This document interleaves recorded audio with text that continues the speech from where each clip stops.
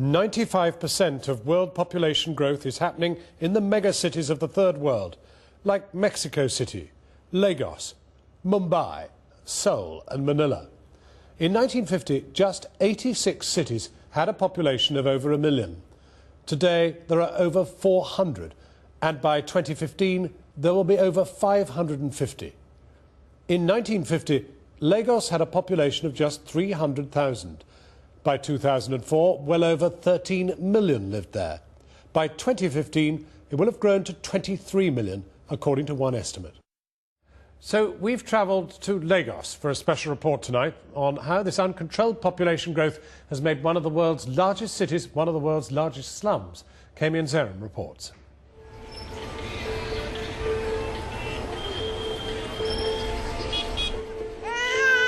By 2050, the world's population will almost double to 10 billion. 95% of this growth is happening in places like this, the urban areas of the developing world.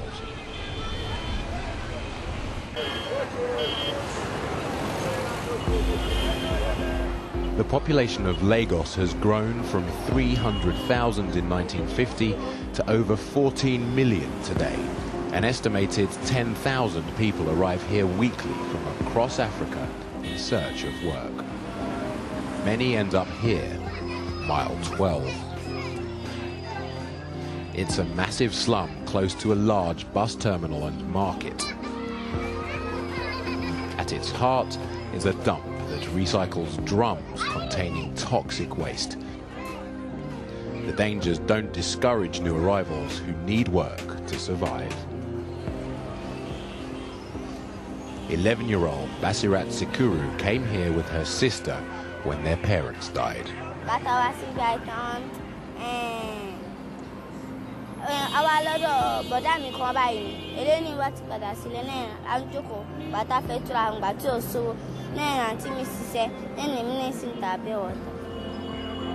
Working all day for just 25 pence, Lagos seems to offer Basirat a bleak future.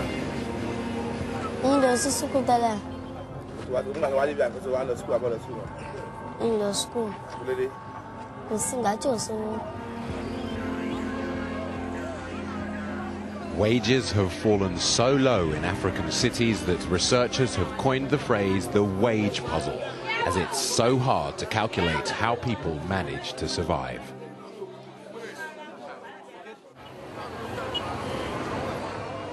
Lack of formal job creation is a massive problem. The UN projects that informal employment, like street hawking, will somehow have to absorb 90% of urban Africa's new workers over the next decade. Sir, the life is very, very hard, sir. We're just suffering starvation in the country. I'm down, totally down, sir. As in so many African cities, the pressure of population growth on a faltering economy is fueling an increase in crime and corruption. This place under a motorway intersection in the heart of Lagos is notorious. It's home to gangs of young criminals, known as area boys. There's no accommodation here. The boys simply sleep where and when they can. There are many crew here, many crew here, you understand? So everybody has their own crew, and they used to fight each other, you know, killing each other. And most of them sell weed, you know, many sell weed. They make money through drugs, you know, because drugs, there's money in drugs. There's no shortage of willing recruits to this life. Unemployment among young men in Africa is running at over 23%. These area boys survive by demanding protection money from people who enter their patch. Typically, they target motorists, but anyone will do. When you're on the streets, when you're collecting money, if people say no, they're not going to give you money, what do you do? I fight them. Some give me, some don't give me.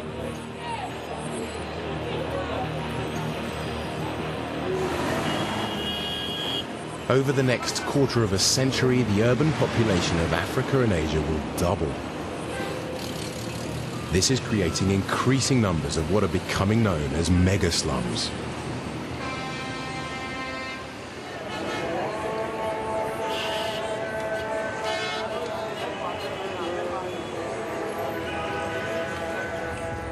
One of the world's biggest mega slums is Ajungale, right here in Lagos. In 1972, it contained 90,000 people living on 8 square kilometers of land. Today, 1.5 million live there.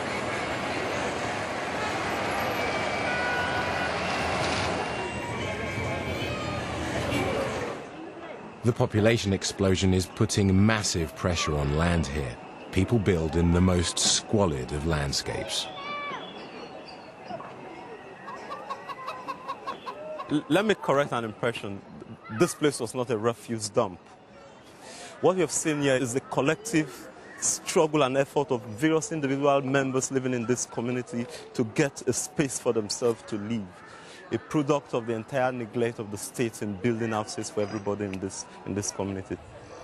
The residents here have used the rubbish that litters the landscape as landfill to reclaim this area from the swamp.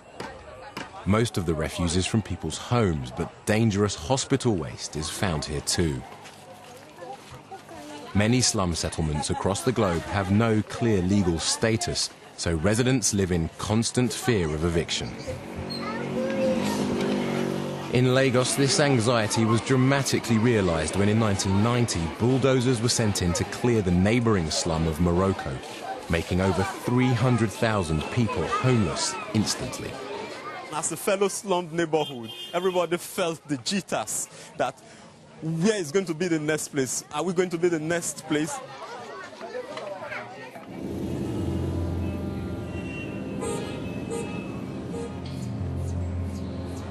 With the basic necessities so hard to obtain, a Darwinian survival of the fittest culture is now developing in these cities. Those unable to help themselves are either rejected by society or left to the mercy of others. Here in Ajungale, a charity has been set up to care for the destitute and insane.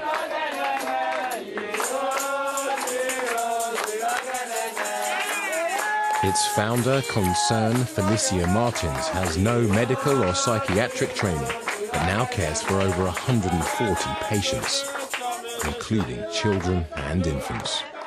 God used to show me the lunatic in my dream, and I would see them crying for help, asking me to come and assist them.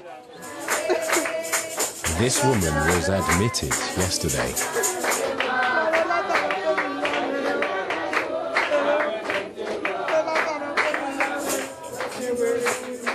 You've got some people chained.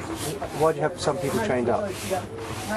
Some people who has been... You've got chains, you've got chains. Oh, okay. You see, there are 2 reasons to chain them. 1, we are trying to stop them from escaping while they are still sick. 2, some are well, but they have not gotten the sense that the road, the street is not the best for them. They still wish they go back to the street. Release from the Society for the Safety of the Insane and Destitute is at the sole discretion of Mrs. Martins. When people are insane, they are more or less, animals are better than they are.